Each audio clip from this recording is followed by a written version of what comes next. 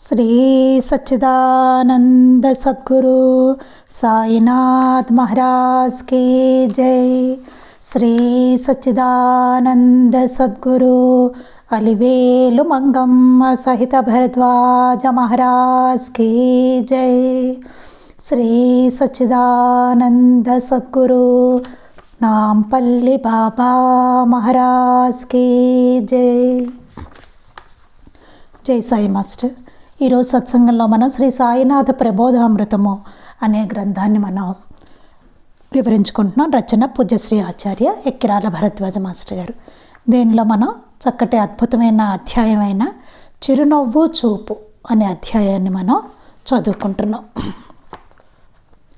క్రితం సత్సంగంలో మనం ఏం చెప్పుకున్నామంటే, ఒక్కొక్క భక్తుడు ఒక్కొక్క ఇష్టదైవం యొక్క ప్రాశస్యాన్ని గురించి ప్రచారం చేయడం వల్లనే మనుషుల్లో అహంకార మమకారాలు ముఠాతత్వము బలిసి శైవ వైష్ణవ ద్వేషాలకు, ద్వైతాద్వైత మతస్థుల మధ్య విద్వేషానికి, వర్ణాల మధ్య ద్వేషాలకు, ఒకే బ్రాహ్మణాది వర్ణాల్లో నియోగి వైదిక బ్రాహ్మణ వైష్ణవాది ద్వేషాలు తలెత్తి అసలు పరమార్థమే నశించి ద్వేషాహంకారాలు మిగిలాయి అని చెప్పుకున్నాం.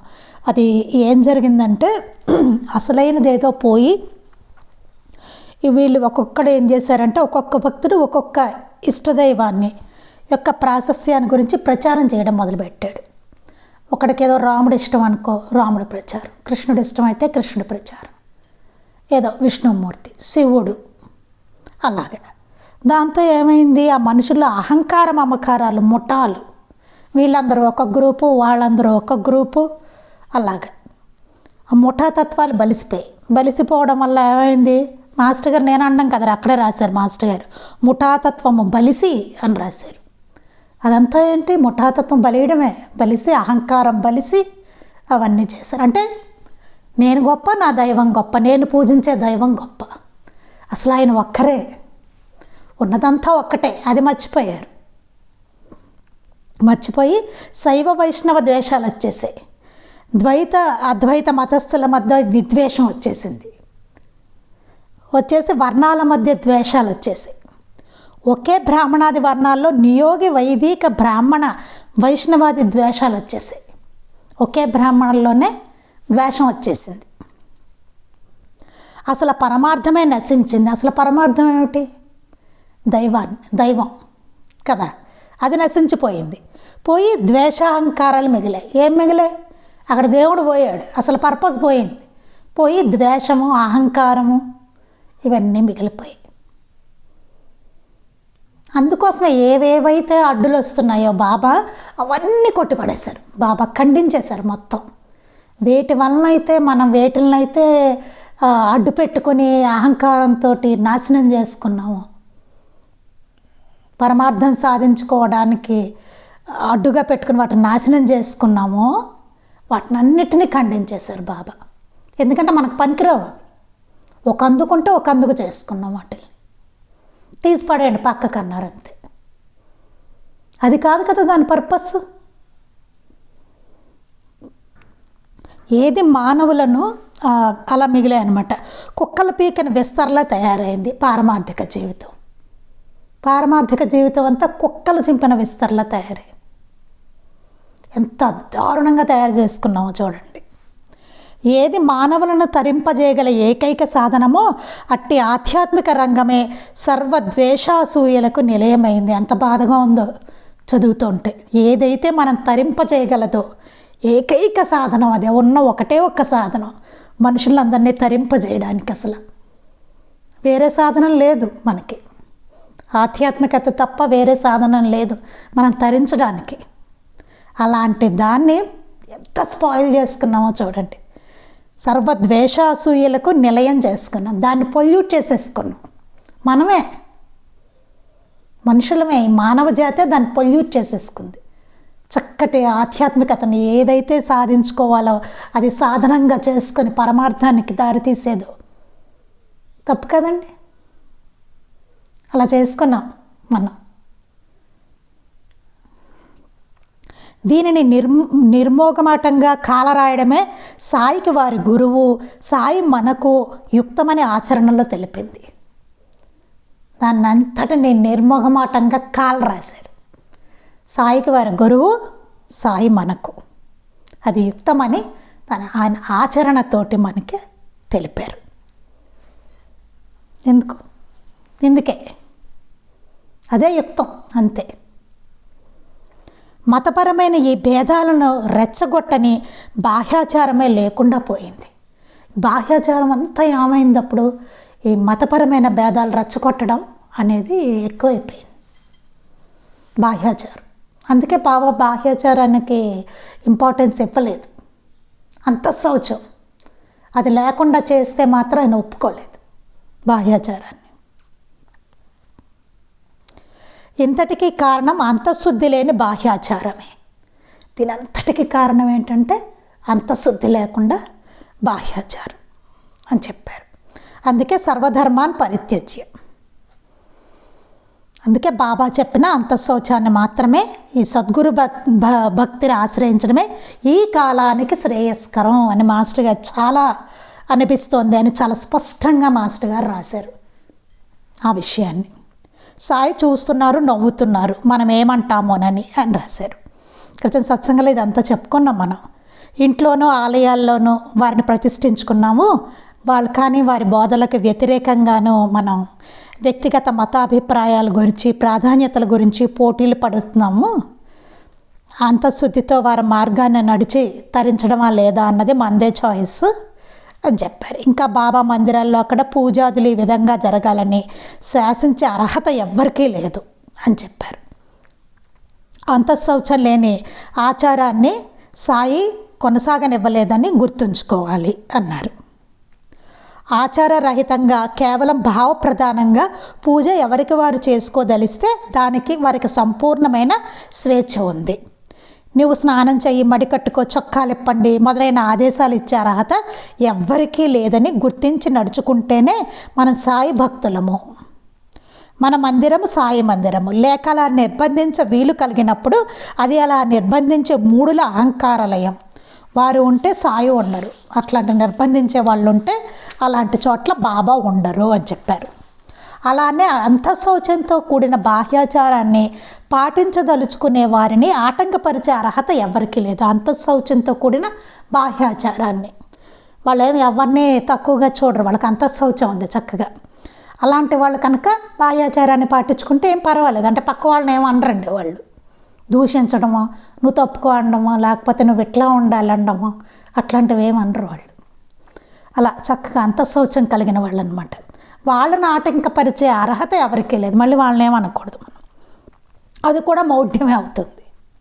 అయితే మందిరం అన్నాక జనబాహుళ్యాన్ని అంతటికీ పూజించుకునే సౌలభ్యం ఉండాలి. ఈ రెండు తెగల వాళ్ళకి, భక్తులకి అవకాశం ఉండేలాగా పూజాదులను ఏర్పాటు చేసుకోవాలి. షిరిడి సాయి సంస్థానం వారు మడి కొట్టుకుని వారు సాయి సమాధిని, పాదుకలను తాకరాదని, పూజించరాదని శాసించలేదని గుర్తుంచుకోవాలి. మన షిరిడీలో సంస్థానంలో ఎక్కడ సాయి సమాధిని, పాదుకల్ని ముట్టుకోకూడదని, పూజించరాదని, మడి కట్టుకోకుండా అలా ఎక్కడ శాసించలేదు. మనందరికీ తెలుసు. షిరిడి హాయిగా వెళ్తాం, ఆయన దర్శనం చేసుకుంటాం, మనం వస్తాం. అక్కడ మళ్ళీ కట్టుకురండి, చొక్కాలు ఎప్పండి, ఇలాంటివి ఏమీ లేవు అక్కడ మనకి. అది అక్కడ వరకు మనం క్రితం సత్సంగంలో మనం చెప్పుకున్నాం. ఈరోజు ఏంటో చూద్దాం. బాహ్య శౌచం కంటే, ఆచార ఆడంబరం కంటే శుద్ధ భావ పటిమతో కూడిన అంతఃశౌచం ఎక్కువ ముఖ్యమని సాయి తెలిపారన్నాము. కానీ తమ నైష్టిక బ్రహ్మచర్య ధర్మాన్ని ఆయన ఖచ్చితంగా పాటించారు కదా, ఇది కూడా చెప్పుకున్నామండి. ఆయన బ్రహ్మచర్య ధర్మాన్ని ఖచ్చితంగా ఆయన పాటించారు అని కూడా మనం చెప్పుకున్నాం దీంట్లో. ఇంకా ఏం చెప్పుకున్నామంటే, ఒక భక్తురాలు ఎంత ప్రాధాయపడినా ఇంటికి భిక్షకు రమ్మంటే ఆయన వెళ్ళలేదు. వారి పల్లకీల్లో ఆయన ఒక్కసారైనా ఊరేగించడానికి ఆయన అనుమతి ఇవ్వలేదు, భక్తులు ఎంత వేడినా సరే. అలా అనమాట. అలా ఆయన సాధువుకి తగవని అవన్నీ తోసిపుచ్చారు కదా. అంటే ఆయన నైష్టిక బ్రహ్మచారి, ఆ ధర్మాన్ని ఆయన తప్పకుండా పాటించారనమాట. ఈ విషయంలో సాయి ఒక ఉత్తమమైన ధర్మసూత్రాన్ని మనకు తెలిపారు.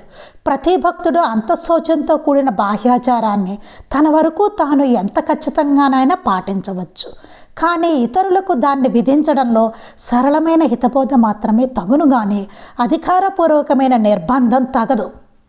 ఈ విషయంలో ఉత్తమమైన ధర్మసూత్రం మనకు చెప్పారు మాస్టర్ బాబా. ఏం చెప్పారంటే ప్రతి భక్తుడు అంతఃశౌచంతో కూడిన బాహ్యాచారాన్ని, ఉత్తి బాహ్యాచారం అనట్లేదండి ఇక్కడ, అంతఃశౌచంతో కూడిన బాహ్యాచారాన్ని తన వరకు తాను ఖచ్చితంగా పాటించవచ్చు. అంతఃశౌచంతో ఉండి బాహ్యాచారాన్ని ఎవరికి వాడు పాటించుకోవచ్చు. ముందు అంతఃశౌచం ఉండి బాహ్యాచారం చేసుకోవడం, అది ఎవరికి వాళ్ళు ఖచ్చితంగా చేసుకోవచ్చు. కానీ ఇతరులకు అది విధించడంలో సరళమైన హితబోధ మాత్రమే తగును. సరళంగా చెప్పడమే తగును కానీ అధికారపూర్వకమైన నిర్బంధన తగదు. నువ్వు ఇలాగే ఉండాలి, నువ్వు ఇలాగే చేయాలి, ఇలాంటి నిర్బంధన అసలు పనికిరాదు అని చెప్పారు. ఒక తాగుబోతుతో సాయి ఒకటి రెండు సార్లు హెచ్చరించి వినకుంటే నీ కర్మకు నిన్ను విడుస్తాను అన్నారే కానీ అతని మసీదు ప్రవేశించవద్దని కానీ అతని ముఖం చూడనని కానీ బెదిరించలేదే. ఒక తాగుబోతు ఉంటాడు, అతన్ని బాబా ఏమంటారంటే ఒకటి రెండు సార్లు హెచ్చరించి వినకుంటే నీ కర్మకు నేను విడుస్తాను అన్నారే కానీ నువ్వు మసీదుకి రావద్దని కానీ నీ మొహం చూడనని కానీ అలాగేమీ బెదిరించలేదు. అంటే సరళమైన ఆయన హితబోధ మాత్రమే చేశారు అతనికి. నీ కర్మకు నిన్ను విడిచేస్తానన్నారు, అంతే. వింటే విన్నావు లేత లేదన్నారు. చూడండి, సాటి భక్తుడిని నిందిస్తున్న ఒకనికి మలభక్షణ చేస్తున్న పందిని చూపి నీవు చేస్తున్న పని అలాంటిదే, అలా చేస్తే నువ్వు షిరిడీ దర్శించినంత మాత్రాన్ని ఏమి ప్రయోజనం అని హితవు చెప్పారే కానీ నిర్బంధించలేదు. అక్కడ కూడానండి చూడండి, ఒక భక్తుడిని నిందిస్తూ ఉంటాడు అనమాట. సాటి భక్తుడిని నిందిస్తుంటే ఒక మలభక్షణ చేస్తున్న పందిని చూపించి నువ్వు చేస్తున్న పని అట్లాంటిదే అని చెప్తారు. చెప్పి నువ్వు షిరిడీ దర్శించినంత మాత్రాన ప్రయోజనం ఏంటి దానివలన అని చెప్పి హితవు చెప్తారు కానీ అతన్ని ఏమీ నిర్బంధించలేదు బాబా. ఈ సూక్ష్మం తెలిసిన వాడే ధర్మవేత్త. నిర్బంధన ఉండదు అసలు బాబా దగ్గర, నిర్బంధన అనేది లేదు, హితవే ఉంది అంతే. మిగతాదంతా మనకే వదిలేశారు. నేను మీకు అంతకుముందు కూడా చెప్పాను, మంచి చెడు చెప్తారు తేడా, మిగతాది మనకే వదిలేస్తారు అని హితవు చెప్పారే కానీ నిర్బంధించలే. ఈ సూక్ష్మం తెలిసిన వాడే ధర్మవేత్త. రాముడు, ధర్మరాజు, హరిశ్చంద్రుడు మొదలైన వారిలో మనం గమనించవలసింది ఇదే. వాళ్ళు కూడా అంతే. రాముడు, ధర్మరాజు, హరిశ్చంద్రుడు మొదలైన వాళ్ళు, అలాంటి ధర్మవేత్తలు వాళ్ళు కూడా అలాగే ఉన్నారంతే. ఎవరికి నిర్బంధం లేదు దాంట్లో, హితవే. ఇది సరి అయిన పద్ధతి అనడానికి ఒక్క విషయం గమనిస్తే చాలు. ఆచారం విషయంలో ఇతరులను కఠినంగా శాసించే వారిలో అహంకారము, ద్వేషము, కాఠిన్యం అనే అవగుణాలు ధర్మమనే ముసుగు వేసుకుని ప్రవర్తిస్తాయి. ఇక్కడ ఒకటి చెప్తున్నారండి, ఇది ఇంచుమించు చెప్పుకోవాలంటే సైకాలజీ, ఒక హ్యూమన్ సైకాలజీ అని చెప్పుకోవచ్చు మనం. ఇక్కడ ఎలా ఉంటుందంటే ఆచారం విషయంలో ఇతరులను కఠినంగా శాసిస్తున్నారనుకోండి, వారిలో ఎట్లా ఉంటుందంటే లోపల అహంకారం, ద్వేషం, కాఠిన్యం ఇలాంటి అవగుణాలు ధర్మం అనే ముసుగు వేసుకుని ప్రవర్తిస్తాయి. ఆ ధర్మం అనిపిస్తుంది వాళ్ళకి, కానీ ఎంత కాఠిన్యం ఉందో చూడండి. అహంకారం ఉంటుంది, ద్వేషం ఉంటుంది, కాఠిన్యం ఉంటుంది, అవన్నీ బయటికి వస్తూ ఉంటాయి అన్నమాట ధర్మం అన్నట్టుగానే. ఆచారం విషయంలో ఇతరులని కఠినంగా శాసించడంలో అలా ఒకరు నిర్బంధించినప్పుడు మానవుని అంతఃకరణ ప్రతికూల వైఖరిని వహిస్తుందే కానీ సంస్కరింపబడదు. ఏమవుతుందండి అట్లా అంటే ఎవరైనాను ఇంకా ప్రతికూలం అవుతుంది. దానికి చేయాలనిపిస్తుంది ఎవరికైనా చెప్పండి, ఎవరికి అనిపించదు కదా. ఎవరైనా నిర్బంధిస్తే ఏమవుతుంది, చేయాలనిపించదు. అది ఎవరికి వాడికి మనసులో నుంచి రావాలి, అదొక నిర్బంధిస్తే వచ్చేది కాదు.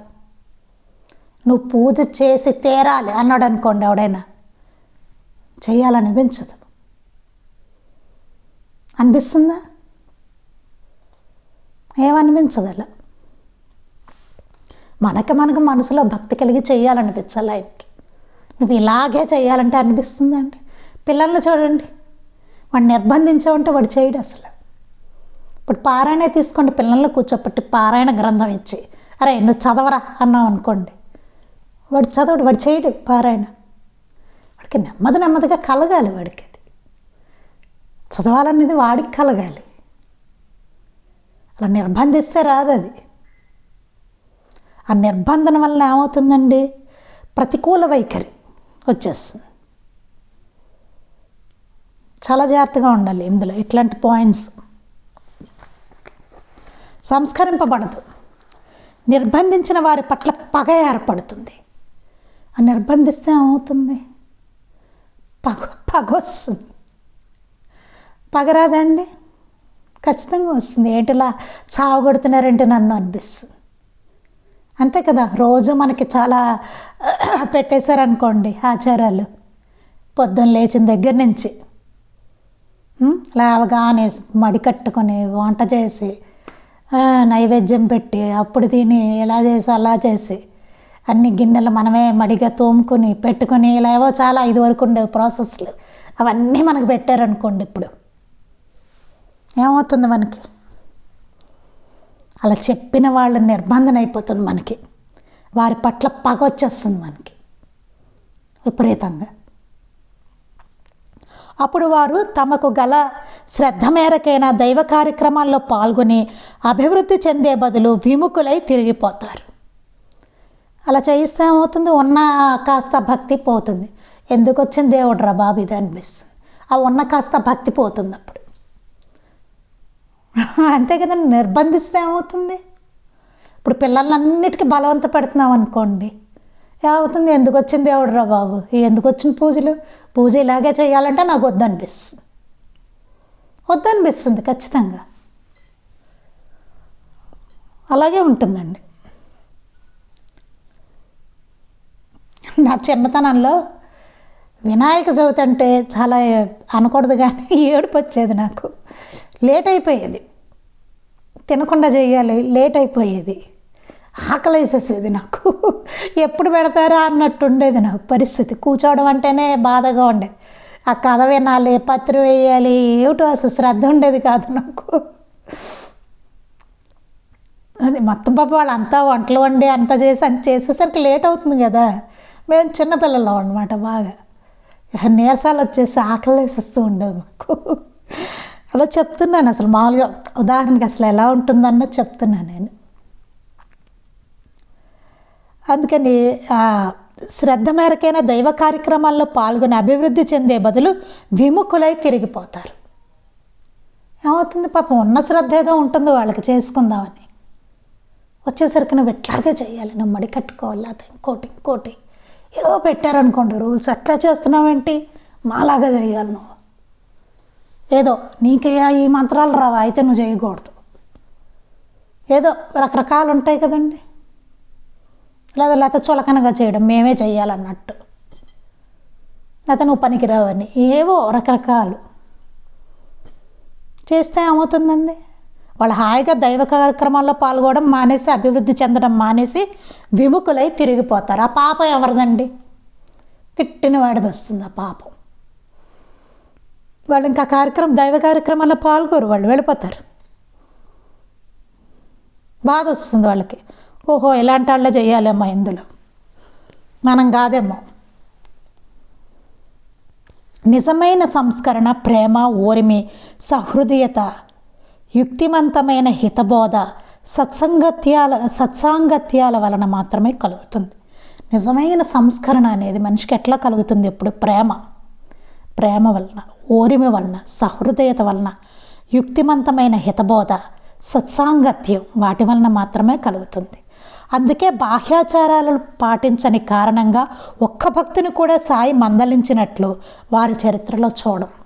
అందుకే బాబా చరిత్రలో ఎక్కడ మనం చూడమండి, బాహ్యాచారం పాటించని ఏ భక్తుని, ఒక్క భక్తుని కూడా ఆయన మందలించడం అనేది లేదు, ఎక్కడా లేదు. ఆయన చరిత్ర అంతా చూడండి, బాహ్యాచారం పాటించని భక్తుడిని ఎవరిని ఆయన ఏమనలేదు అసలు బాబా. చూడండి, అలా మందలించే పెక్కుమందులో మనకి ఈనాడు కనిపించేది తమ ఆధిక్యత నిరూపణ అవ్వదనే భావం. అలా మందలించే వాళ్ళందరికీ ఈనాడు కనిపించేది ఏంటంటే తమ ఆధిక్యత నిరూపణ అవ్వదు. ఆధిక్యత కోసమే అది, అంతే. ఒక గొప్ప ఆధిపత్యం మేము చేస్తున్నాం అనే అహంకారం, అదేమీ స్వచ్ఛమైన మనసు కాదండి. అది ప్రేమ కాదు, సహృదయత కాదు, అదేం గొప్ప మనసు కాదు. అది గొప్ప మనసు ఉన్నవాళ్ళు అలా ఉండరు. సహృదయత కాదు అది, సహృదయత ఉన్నవాళ్ళు అలా ఉండరు.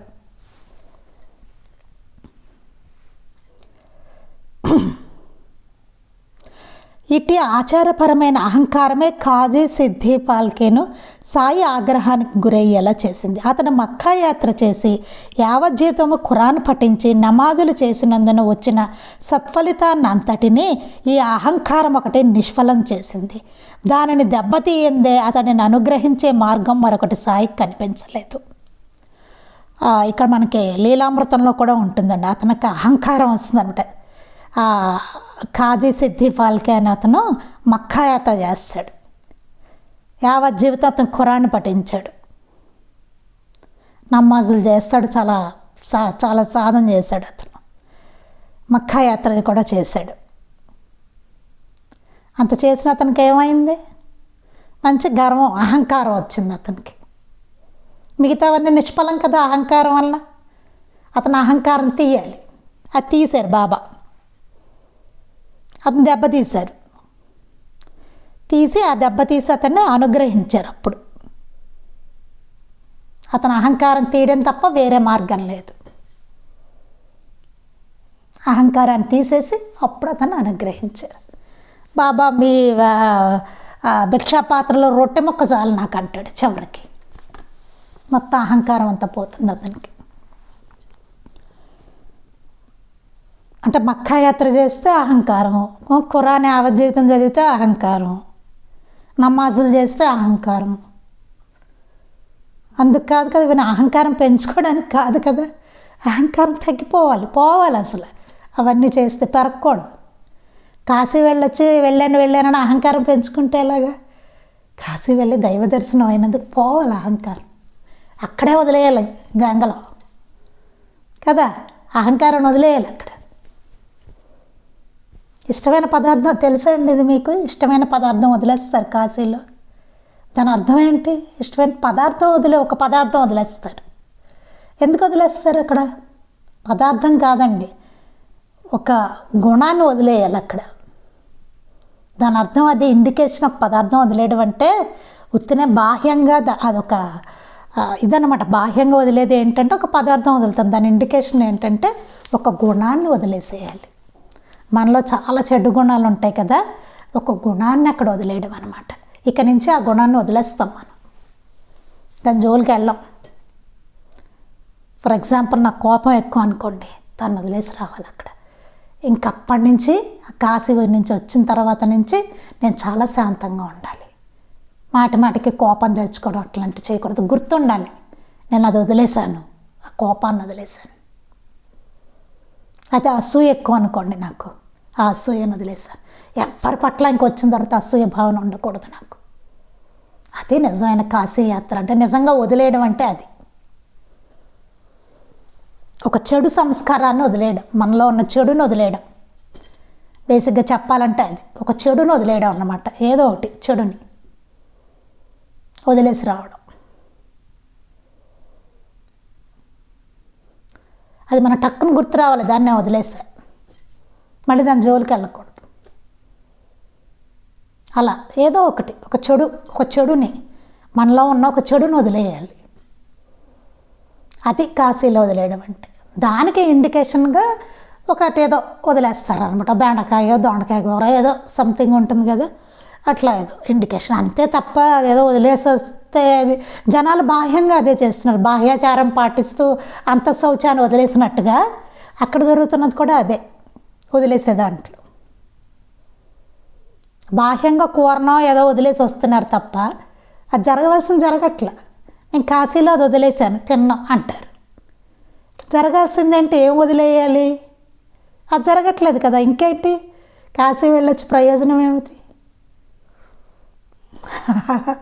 చూడండి, అసలు పెద్దలు పెట్టింది ఒకటి, మనం చేస్తుంది ఒకటి. అన్నీ అంతే, అన్నీ అలాగే ఉన్నాయి.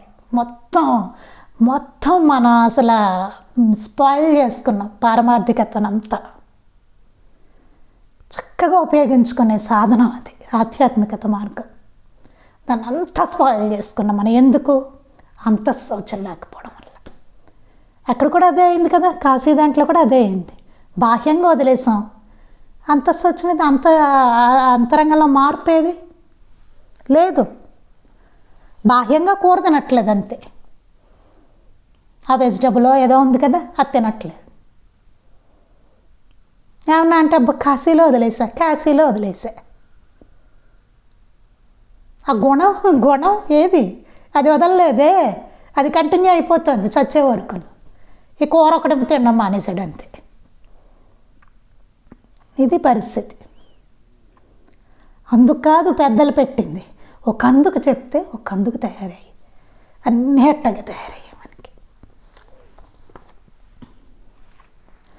అందుకని ఉపవాసము, ఉల్లి వంటి పదార్థాలను తినకుండడం వంటి నియమాచరణ విషయంలో ఆయా భక్తుల్లో పాదుకున్న కేవల బాహ్యాచరణ జనితమైన అహాన్ని దెబ్బకొట్టి వారికి అంతఃశౌచ ప్రాధాన్యాన్ని తెలపడమే సాయి విధానం. బాబా చూడండి, ఉపవాసం, ఉల్లి వంటి పదార్థాలను తినకుండా అలాంటి నియమాల విషయంలో భక్తుల్లో పాదుకున్న బాహ్యాచరణ జనితమైన అహాన్ని, ఒక అహమే అది. మేము ఉల్లిపాయ తినం, అది కూడా అహమే. ఉపవాసం అది కూడా అహమే, లోపల కడుపులో కాలుతూ ఉంటుంది ఉపవాసం. నిజంగా అసలు ఆకలి తెలియనంత భగవంతుల్లో లీనమైపోయిన వాళ్ళు ఎవరైనా ఉన్నారండి? రోజంతా భగవత్ స్మరణలో నిండిపోయి ఆకలి దప్పులు మరిచిపోయి ఈ కాలంలో ఎవరైనా ఉన్నారా అట్లా? అది ఉపవాసం అంటే. అసలు ఇంకా మరిచిపోవాలన్నమాట, ఇంకా ఆయన తలుచుకుంటూ రోజంతా.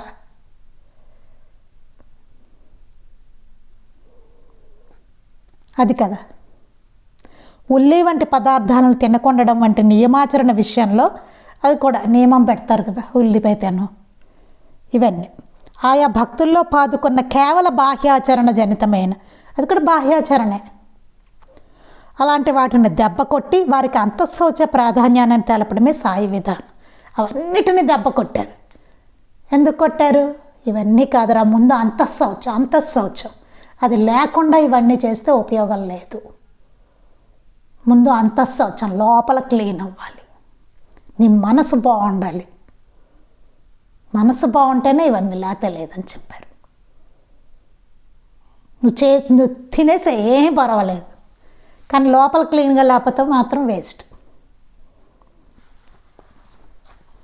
ఎందుకంటే ఆహాన్ని పెంచుతున్నాయి అవన్నీ. నేను చాలా గొప్పవాడిని, ఇట్లా చేస్తున్నాను కాబట్టి గొప్పవాడిని.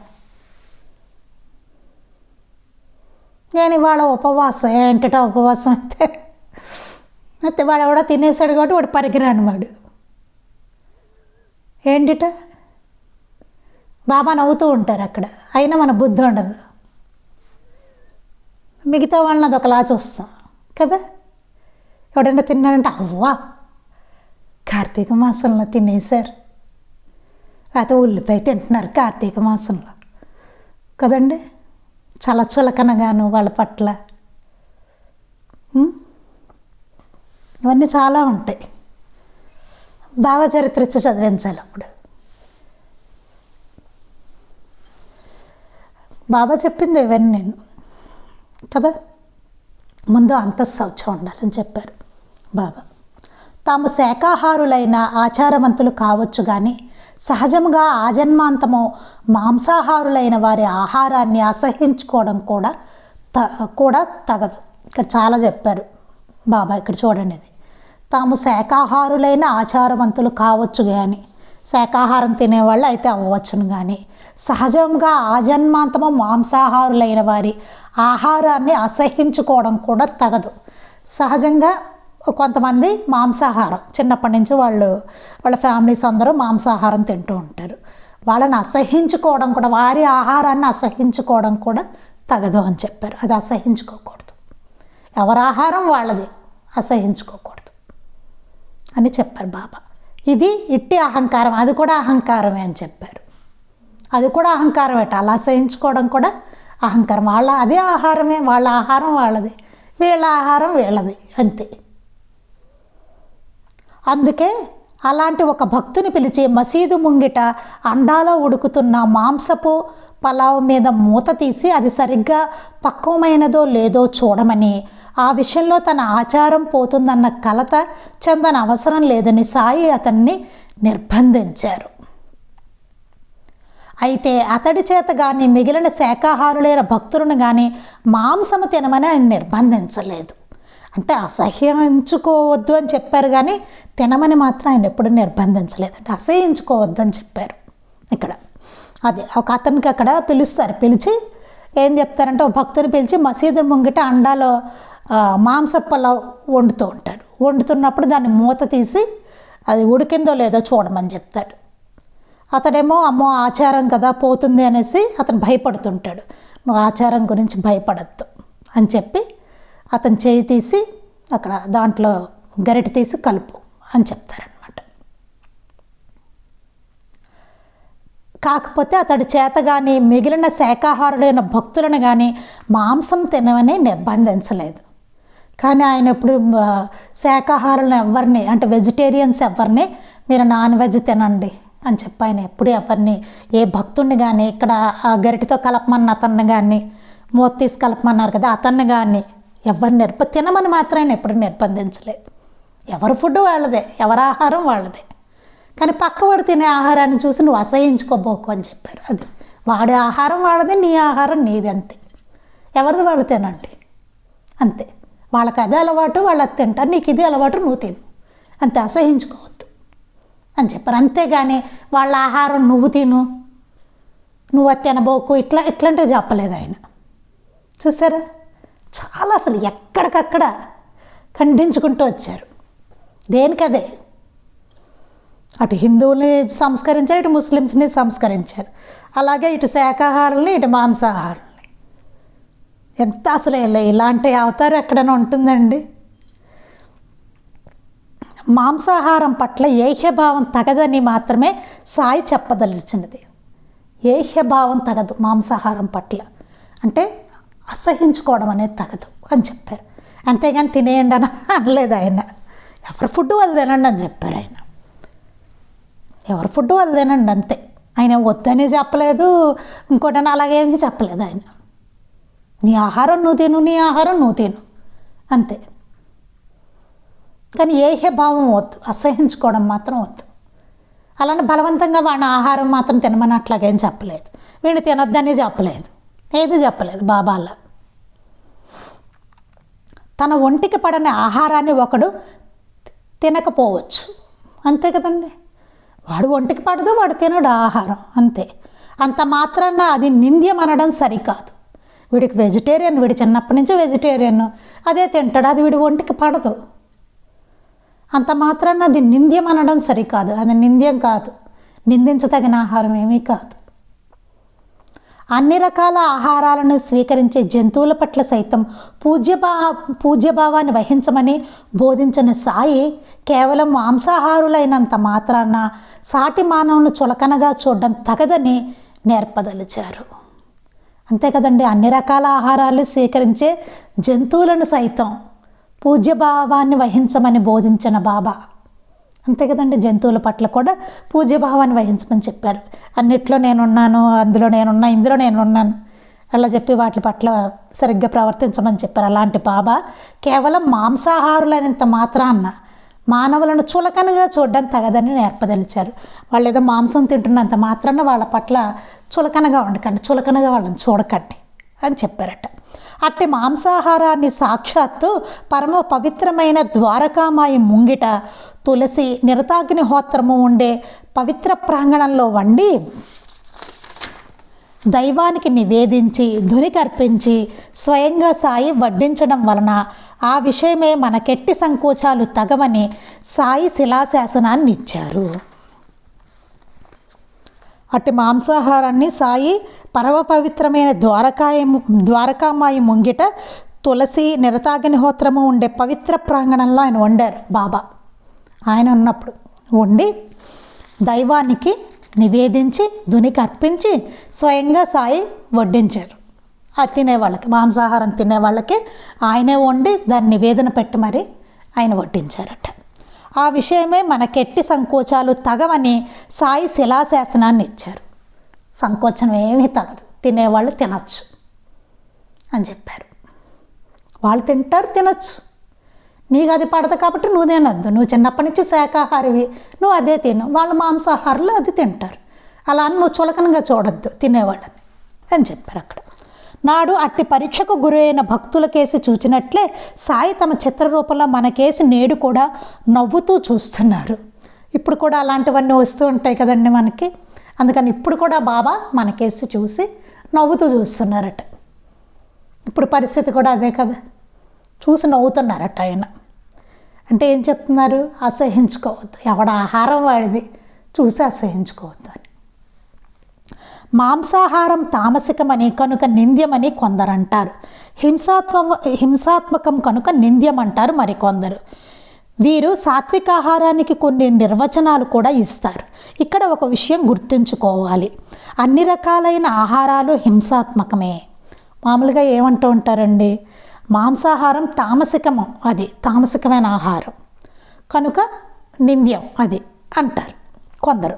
హింసాత్మకం కనుక నింద్యం అంటారు. అది హింసలాగా లెక్క కదా, ఇట్లా కొట్టి చేయడం అది హింస అంటారు, కాబట్టి అది నింద్యం అంటారట. వీరు సాత్వికాహారానికి కొన్ని నిర్వచనాలు కూడా ఇస్తారు. సాత్వికాహారం అంటే ఇట్లాంటిది అని నిర్వచనాలు కూడా ఇస్తారు. ఇక్కడ ఒక విషయం గుర్తుంచుకోవాలి, అన్ని రకాలైన ఆహారాలు హింసాత్మకమే. అంటే మన హింసాత్మకం అంటే నాన్ వెజిటేరియనే అనుకుంటామండి, కాదు. హింసాత్మకం అంటే అన్ని రకాల ఆహారాలు హింసాత్మకమే అని చెప్తున్నారు మాస్టర్ గారు ఇక్కడ. తరతమాలు మన ఊహాజనితాలే, ఇవన్నీ డిఫరెన్స్లు ఉన్నాయి చూసారా, ఇవన్నీ మన ఊహలే అని చెప్తున్నారు. హింసించబడే జీవుల దృష్టిలో అట్టి హింస ఒక రకంగానే ఉంటుంది. కాయల నుండి మాత్రం కోసుకోవడం పశువులోనే పాలు పితికినట్లని తలచవచ్చు. కాయలను మాత్రం కోసుకోవడం పశువులను పాలు పితికినట్లని అనుకుంటాం మనం. కారణం, విత్తనాలను దూర ప్రాంతాలకు చేర్చేలాగా వివిధ ప్రాణులను ప్రేరేపించేందుకే ప్రకృతిలో కాయలు ఏర్పడ్డాయని వృక్షశాస్త్రం చెబుతుంది. ప్రాణధారణకు కావలసిన ఆహారాన్ని జీవులు స్వీకరించడం వల్ల జరిగే హింస ఆ జీవులు స్వసంకల్పంతో చేసేది కాదు. ప్రకృతి ధర్మాల చేత నిర్బంధించబడి మాత్రమే అవే అలా చేస్తాయి కనుక ఆ విషయంలో వాటికి స్వేచ్ఛ లేదని చెప్పాలి. కనుక అందులో హింస అనబడే కర్మదోషం ఉండదు. సాటి జీవిని బాధించాలన్న సంకల్పంతో కూడిన కర్మ మాత్రం నిషిద్ధం. సాటి మనిషిని కించపరచడమైనా సరే. ఇక సాత్విక, రాజసిక, తామసిక ఆహారాల విషయంలో ఒక అపోహ చోటు చేసుకున్నది. ఆహారం వల్లనే తదనుగుణమైన మానసిక గుణదోషాలు ఏర్పడతాయి అన్నది సరికాదు. ఇది ఆహారం వల్లే మనకి గుణదోషాలు వస్తాయి అనేది సరికాదని చెప్తున్నారనమాట. సాత్విక, రాజసిక, తామసిక ఆహారాలని చెప్తూ ఉంటారు కదా, సాత్విక ఫుడ్ ఇట్లా ఇవన్నీ చెప్తూ ఉంటారు. అది సరికాదంటున్నారు. ఒక అష్టాంగ యోగ మార్గావలంబులకు మాత్రమే శరీరగత ధాతువులను, ప్రాణచలనాన్ని కూలంకషంగా సంస్కరించుకోవలసి ఉంటుంది. కనుక వారికి మాత్రమే ఏవేవి యోగయోగ్యమైన ఆహార పదార్థాల్లో శాస్త్రం పేరుగా వివరించింది. అది అష్టాంగ యోగ మార్గాలు చేసే వాళ్ళు అలాంటి వాళ్ళకండి, అవి మనకు కాదు. వాళ్ళకి మాత్రమే అలాంటి ఆహారం, ఇలాంటి ఆహారం తీసుకోవాలి, ఇలాంటి ఆహారం తీసుకోవాలి, ఇవన్నీ శాస్త్రంలో అది పేరున వివరించబడింది. తక్కిన ఆధ్యాత్మిక సాంప్రదాయాల వారికి అది వర్తించదు, అది మిగతా వాళ్ళెవ్వరికి వర్తించదు. ఆ యోగ మార్గంలో, అష్టాంగ యోగ మార్గంలో వెళ్ళే వాళ్ళకిట అది, మిగతా వాళ్ళందరికీ అదేమీ వర్తించదు అని చెప్తున్నారు. తక్కిన ఆధ్యాత్మిక సాంప్రదాయాల వారికి అది వర్తించదు. మొట్టమొదట తన ఆర్జన నిర్దిష్టంగా ధర్మబద్ధంగా ఉండాలి. ఇది పాయింట్ అండి, ఇక్కడికి రావాలి మనం. మిగతా అంతా సరే రాసుకుంటూ ఉన్నది. ఇక్కడ మొదటి ఎలా ఉండాలండి, ఆర్జన, సంపాదన అనేది ధర్మబద్ధంగా ఉండాలని చెప్తున్నారు మాస్టర్ గారు. ముందు మనం సంపాదించే డబ్బు ధర్మబద్ధంగా ఉండాలి. ఆహారం బాగుండాలంటే, సాత్వికంగా ఉండాలంటే ఆహారం ముందు ధర్మబద్ధంగా సంపాదన ఉండాలి. తర్వాత దాన్ని భక్తి శ్రద్ధలతో భగవంతుని నివేదించడం అభ్యాసం అవడం అవసరం. తర్వాత దాన్ని వండిన దాన్ని భక్తి శ్రద్ధలతో భగవంతుడికి నివేదించాలి. అది మనకు అభ్యాసం అవ్వాలి, అలవాటు అవ్వాలి. అటు తర్వాత దానితో అతిథి పూజ చేయడం అవసరం. అతిథులు వచ్చినప్పుడు వారికి పెట్టడం కానీ అట్లా చేయాలి. మనకేంటి కాకబలి పెట్టమని చెప్తారు బాబా, అట్లా చేయడము. ఎవరైనా ఆ టైంకి వస్తే దత్తస్వామి వారి రూపంలో వచ్చారని వారికి పెట్టడం వల్ల. అయితే ఆహారం విషయంలో జిహ్వ చాపల్యానికి మాత్రం తావు ఉండకూడదు అని చెప్పారు. అది ప్రాణరక్షణకు భిన్నమైన అదనపు కోరిక కనుక జిహ్వ చాపల్యానికి లోనైన సాధించబడిన ఆహారం ఒక వంక అట్టి బలహీనతను బలపరుస్తుంది, మరో వంక హింసాత్మకము అవుతుంది. జిహ్వ చాపల్యం మాత్రం ఉండకూడదు అని చెప్తున్నారు. ఇది మనం ఎవరం జయించలేదని నేను అనుకుంటున్నాను. మన అందరికీ ఉంటుంది జిహ్వ చాపల్యం. మరి బాబా కూడా చెప్పారు కాబట్టి మనం అందరం ప్రయత్నించాలి. భక్తుని దేహతత్వాన్ని అనుకరించి అతని ఆరోగ్యాన్ని చేకూర్చేదిగా మాత్రమే ఆహారం ఉండాలి. ఉల్లి విషయంలో సాయి భక్తులకు చెప్పింది కూడా అదే అన్నమాట. అందుకే మన ఆరోగ్యానికి చేకూర్చేదిగా మాత్రమే ఆహారం ఎప్పుడూ ఉండాలట. అందుకే ఉల్లిపాయ విషయంలో కూడా బాబా అదే చెప్పారు భక్తులకి అని చెప్పారు. అదే అర్థమైందండి. మళ్ళీ రేపు ఒక్కసారి దీన్ని మనం గబగబా చదివేశాను నేను. ఇది మళ్ళీ ఒక్కసారి మనం రేపు దీన్ని ఒకసారి చదువుకొని మళ్ళీ ఒకసారి క్లుప్తంగా చెప్పుకొని తర్వాత దాంట్లోకి మనం వెళ్దాం. ఇంకా ఏం చెప్పారండి, ఇంకా ఉందండి ఇది. ఇంకా ఇప్పుడు టైం అయిపోయింది, చాలా ఎక్కువైంది. ఇంకా ఏం చెప్పారన్నది మనం చూసుకుందాం. శ్రీ సచ్చిదానంద సద్గురు సాయినాథ్ మహారాజ్ కీ జై. శ్రీ సచ్చిదానంద సద్గురు అలివేలు మంగమ్మ సహిత భరద్వాజ మహారాజ్ కీ జై. శ్రీ సచ్చిదానంద సద్గురు నాంపల్లి బాబా మహారాజ్ కీ జై. గురుదేవ దత్త అవధూత చింతన. లోకా సమస్తాః సుఖినో భవంతు. లోకా సమస్తాః సుఖినో భవంతు. లోకా సమస్తాః సుఖినో భవంతు. జై సాయి మాస్టర్.